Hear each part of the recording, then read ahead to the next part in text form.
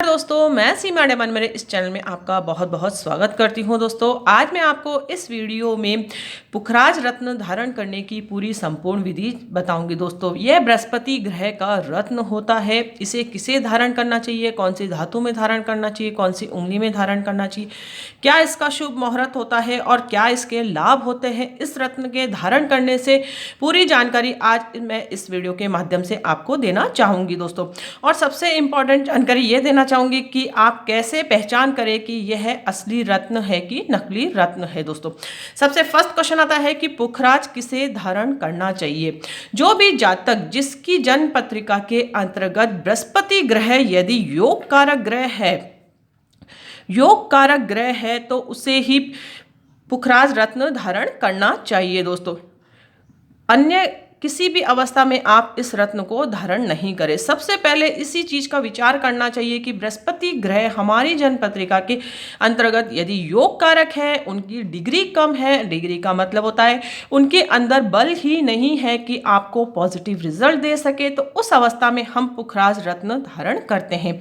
ये आपके सामने कुछ रत्न मैंने आपको बताए हैं, ये पुखराज रत्न होते हैं। इस तरीके से येलो कलर के ये रत्न होते हैं दोस्तों, और ये बृहस्पति ग्रह से संबंध रखते हैं। दोस्तों, मीन राशि की एक कुंडली है, उसके माध्यम से मैं आपको समझाना चाहूंगी कि हम किस अवस्था में रत्न धारण कर सकते हैं। दोस्तों, यदि मीन राशि की कुंडली है तो वह उसके राशि स्वामी, लग्न का स्वामी जो हो गया वह बृहस्पति ग्रह है। बृहस्पति ग्रह यदि आपके स्वयं फर्स्ट ग्रह में ही बैठे हैं तो इस अवस्था में आप 100% इस रत्न को धारण कर सकते हैं। दोस्तों, यह स्वयं लग्नेश होकर आपके फर्स्ट हाउस में ही बैठे हैं तो पंच महापुरुष नामक राजयोग यह बना रहे हैं, तो उस अवस्था में आप 100% बृहस्पति ग्रह का रत्न धारण कर सकते हैं। दोस्तों, यदि सेकेंड हाउस में भी बृहस्पति ग्रह विराजित है तो भी आप इस अवस्था में भी रत्न को धारण कर सकते हैं। यह धन भाव का घर माना जाता है, अच्छा घर माना जाता है।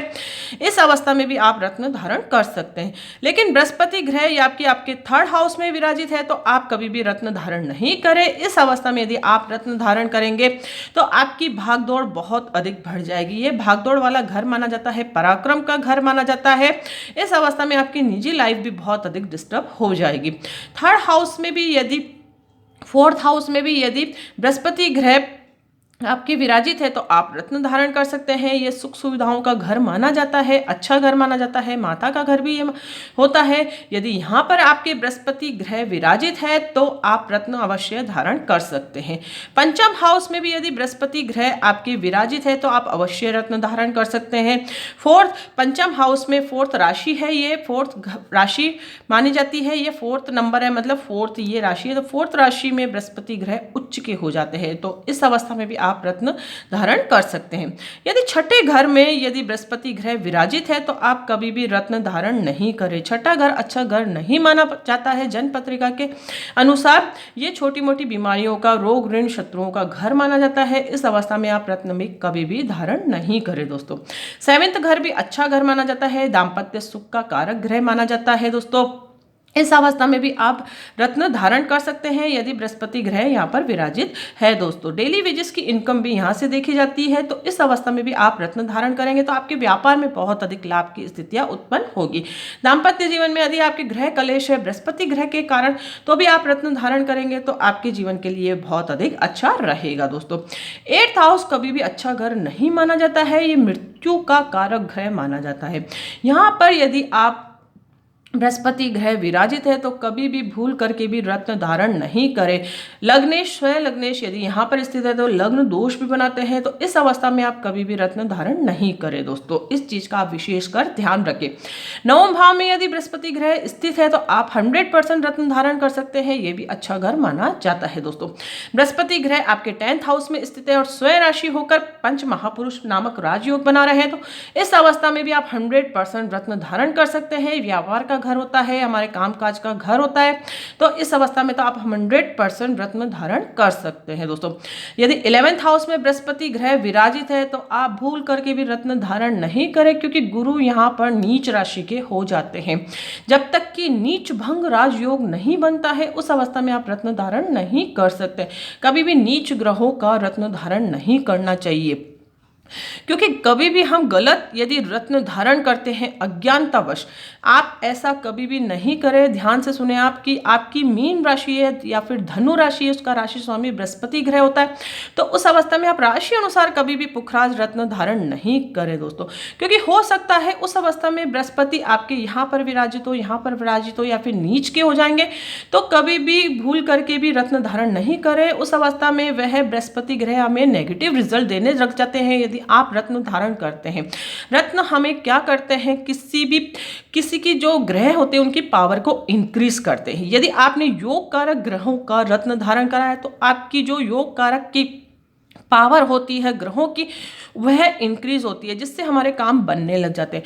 और यदि आपने मारक ग्रहों का ही, मतलब कि अच्छे घर नहीं है उनका ही रत्न यदि आपने धारण कर लिया, तो आप क्या कर रहे हैं, नेगेटिव ग्रहों को पॉजिटिव एनर्जी और दे रहे हैं, जिससे उनकी नेगेटिविटी और बढ़ रही है, आपके जीवन में और अधिक परेशानियां हो जाती है।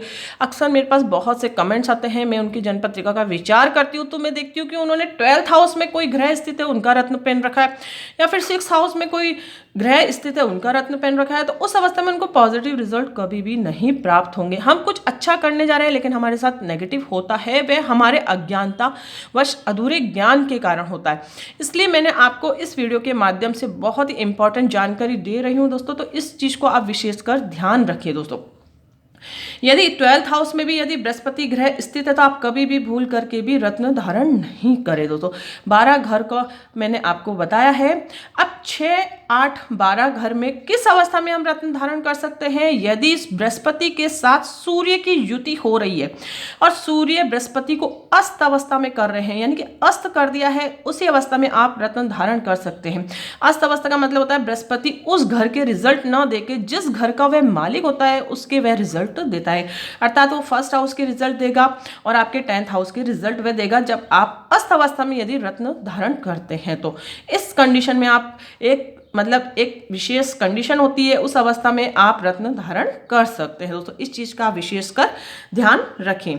अब कौन सी धातु में इसे धारण करना चाहिए, कौन सी उंगली में इसे धारण करना चाहिए। धातु के लिए अब इस रत्न का रंग आप देख रहे हैं येलो कलर का होता है, तो धातु भी आपको ऐसी चूज करनी है कि वह येलो कलर की हो, अर्थात आप इसको पीतल में धारण कर सकते हैं या फिर आप इसे सोने में भी धारण कर सकते हैं। दोनों धातुओं में से कोई सी भी धातु, जैसी आपकी श्रद्धा हो उसके अनुसार धातु में आप इसे धारण कर सकते हैं। धातु का मतलब होता है ये रत्न हमने ले लिया, हमने इसकी अंगूठी बनवानी है।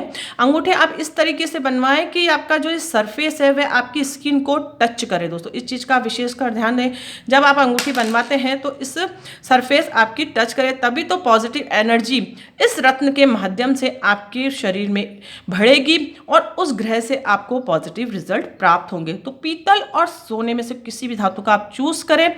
कौन सी उंगली में से धारण करना है, तो इसे हमेशा इंडेक्स फिंगर में धारण करना चाहिए। इसे तर्जनी उंगली भी कहते हैं। ये इसीलिए बताते हैं क्योंकि हमारी जो हस्त रेखाएं होती है उनके कुछ पर्वत डिसाइड रहते हैं, तो यह गुरु पर्वत प्रदर्शित करता है इस फिंगर्स को, इसलिए इसे इंडेक्स फिंगर में धारण करते हैं। अन्य रत्न कोई इसमें धारण करता है, इसमें धारण करते हैं, इसमें धारण करते हैं, तो वह उस पर्वत के अकॉर्डिंग हम रत्न धारण करते हैं हमेशा। तो ये गुरु पर्वत को प्रदर्शित करता है ये वाला एरिया, इसलिए इंडेक्स फिंगर का चूज करा जाता है इस रत्न को धारण करने के लिए। तो इंडेक्स फिंगर में आप इसे धारण करें दोस्तों।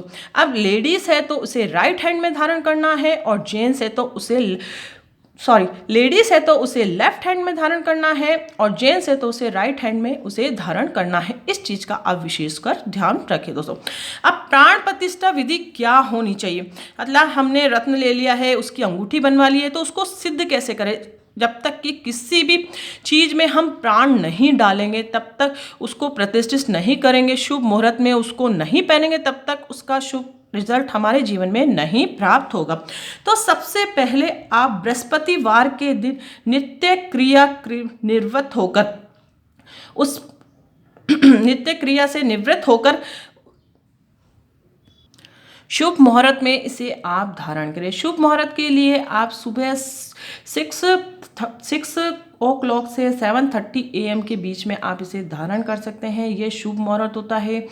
चौगड़िया नामक वीडियो मैंने बना रखा है, उसमें देखकर आप शुभ मुहूर्त जान सकते हैं। दिन के अकॉर्डिंग अलग अलग शुभ मुहूर्त होते हैं। कोई भी चीज़ यदि हम करते हैं तो उसे हमेशा शुभ मुहूर्त में ही करना चाहिए। अमृत काल लाभ काल और शुभ काल जो होते हैं उनमें ही हम रत्न को धारण करना चाहिए। तो आपको शुक्ल पक्ष में इसे धारण करना है, बृहस्पतिवार के दिन इसे आपको धारण करना है। शुक्ल पक्ष मतलब कि चढ़ता हुआ पक्ष जिसे कहते हैं, और ये इसका शुभ मुहूर्त है। उसके अलावा आप 12 बजे के बाद से 3 बजे तक दिन का जो समय होता है उस समय भी आप धारण कर सकते हैं, ये भी शुभ मुहूर्त है। बृहस्पतिवार के दिन इसे आपको धारण करना है। अब उसकी प्राण प्रतिष्ठा विधि कैसे करेंगे? जो भी आपने रत्न बनवा लिया है उसे आप सबसे पहले गंगा जल से धोएं, फिर उसके बाद उसे कच्चे दूध से धोएं। पहले यदि आप कच्चे दूध से धोते हैं फिर गंगा जल से धोते हैं तो कोई फर्क नहीं पड़ता है, लेकिन दोनों ही चीज़ों से आपको धोना है इस रत्न को, यानी कि शुद्ध करना है। जैसे कि हम किसी मंदिर में जाते हैं तो अभिषेक करते हैं, पहले दूध से करते हैं, फिर दही से करते हैं, उसके बाद गंगा जल चढ़ाते हैं, अन्य सामग्रियां चढ़ाते हैं। तो उसकी जो पूजा विधि होती है उसी प्रकार से इन रत्नों की भी पूजा विधि आपको एक बार अपनानी है दोस्तों। तो आपको इसे गंगा जल से धोना है, कच्चे दूध से धोना है, और उसके बाद इसे स्वच्छ कपड़े में पोंछकर आप जहाँ पर भी आपका मंदिर है वहाँ पर इसे आप रखिए, और विष्णु भगवान के आगे 2 अगरबत्ती लगाइए, यानी कि उनके नाम की अगरबत्ती आप लगाइए। आवश्यक नहीं है कि उनकी फोटो आपके पास हो, फोटो तो बहुत अच्छी बात है, नहीं हो तो भी उनका स्मरण करते हुए उनके नाम की 2 अगरबत्ती लगाइए। उस अंगूठी को आप रख दीजिए, ये रत्न है उसका, अंगूठी को आप रख दीजिए।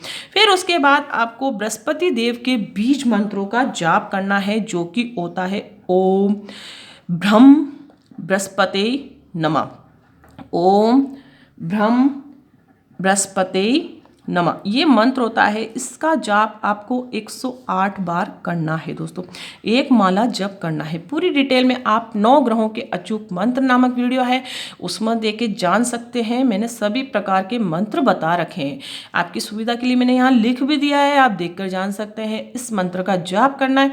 जब ये मंत्र का जाप हो जाए तो उस स्थिति में आप उसके बाद अंगूठी को उठाइए, अपनी फिंगर में धारण कर लीजिए, उसके बाद उसका रिजल्ट आपको मिलना प्रारंभ हो जाएगा।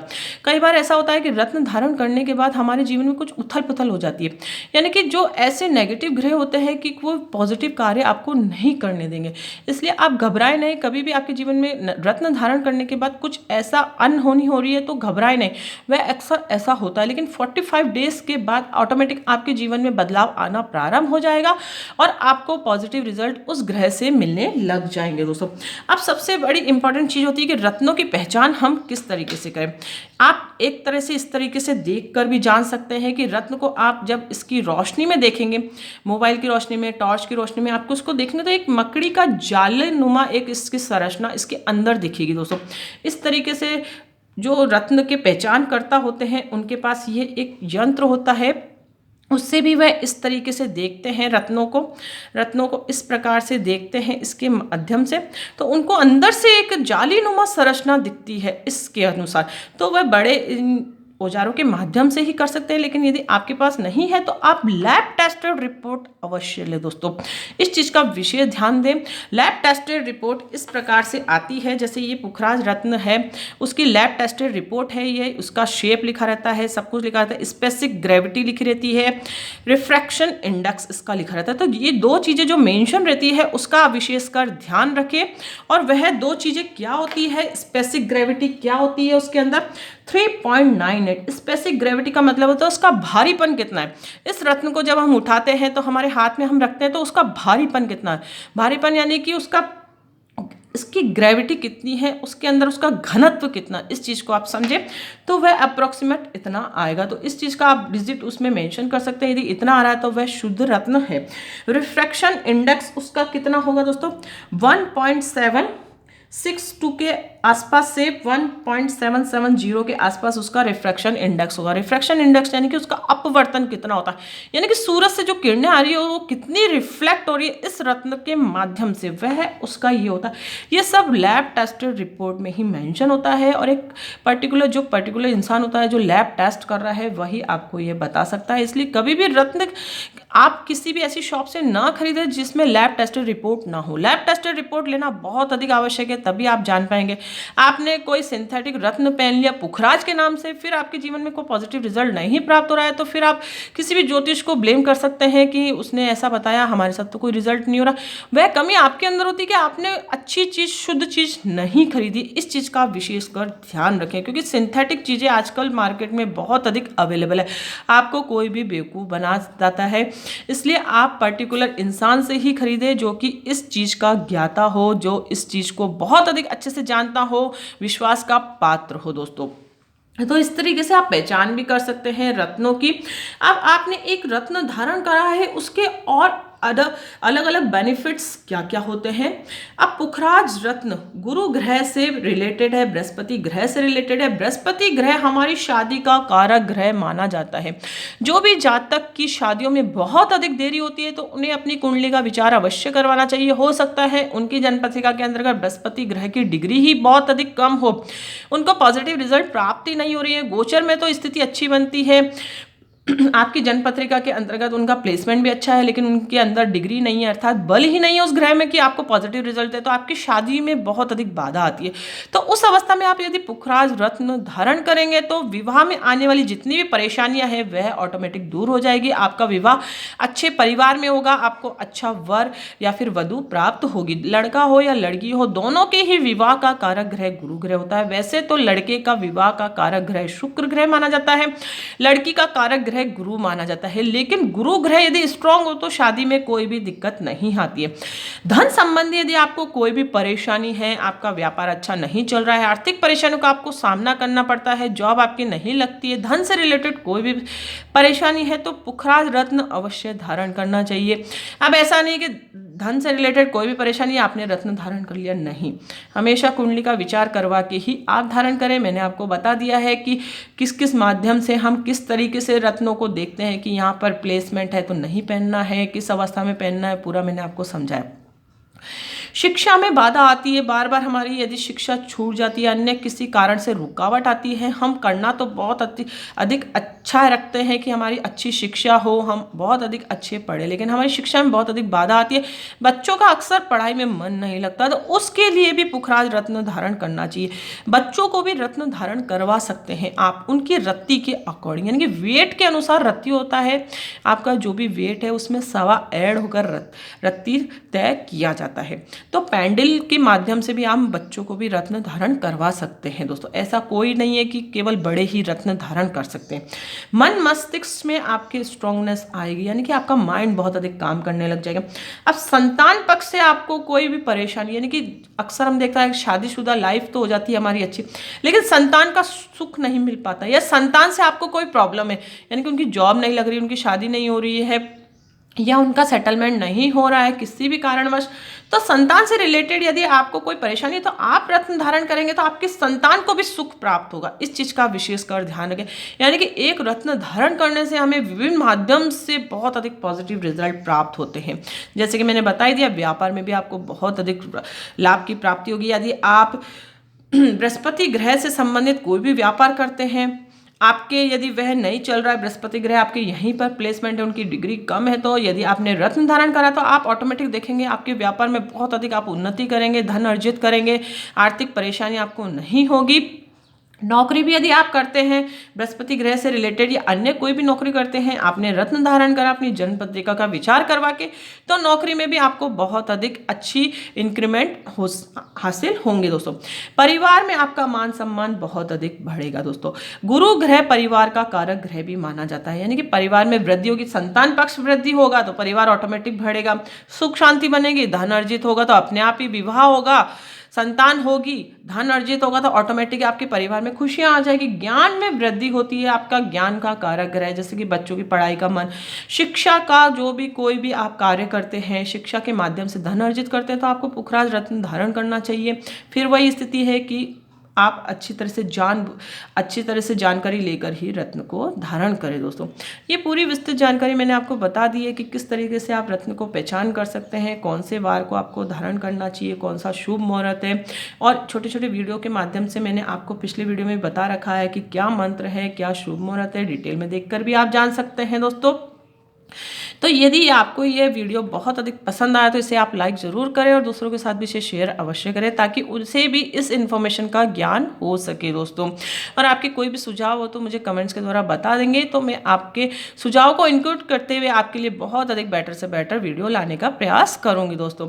और इस चैनल से जुड़े रहने के लिए इसे आप सब्सक्राइब करके जरूर रखें ताकि आने वाला नेक्स्ट वीडियो में आपके लिए बहुत अधिक बेटर से बेटर ला सकूँ। तो मिलते हैं नेक्स्ट वीडियो में कोई इंटरेस्टिंग टॉपिक के साथ, तब तक के लिए thank you and bye bye.